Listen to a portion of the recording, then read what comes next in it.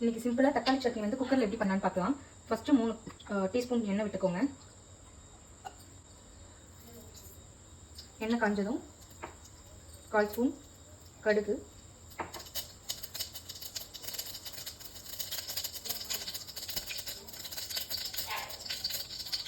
1/4 spoon உளுந்து,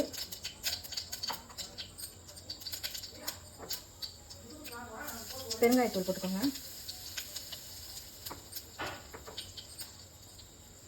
மஞ்சத்தூள் 1/4 spoon, 2 பச்சை மிளகாய், 2 வெங்காயம்,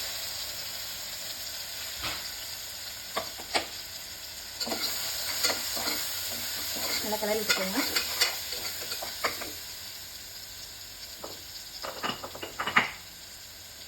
கல் 1 ஸ்பூன் போட்டுக்கோங்க.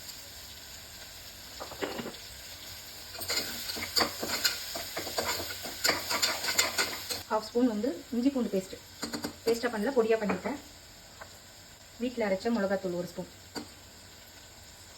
கலரி விட்டுக்கோங்க. 2 கொத்து கருவேப்பிலை,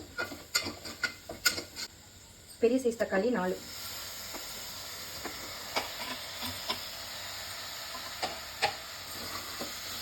நல்லா கிளறி விட்டுக்கோங்க. 1 தண்ணி ஊற்றினதும் கிளறி விட்டு மூடிடுங்க. 4 விசில் வந்ததும் பார்க்கலாம் எப்படி இருக்குன்னு. 4 விசிலுக்கு அப்புறம் ஓப்பன் பண்ணுவோம்.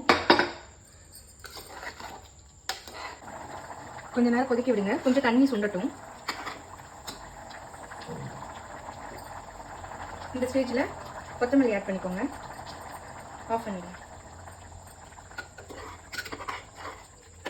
இது மாதிரி ஒரு வாட்டி தோசைக்கோ இட்லிக்கோ செஞ்சு பாருங்கள், சூப்பராக இருக்கும்.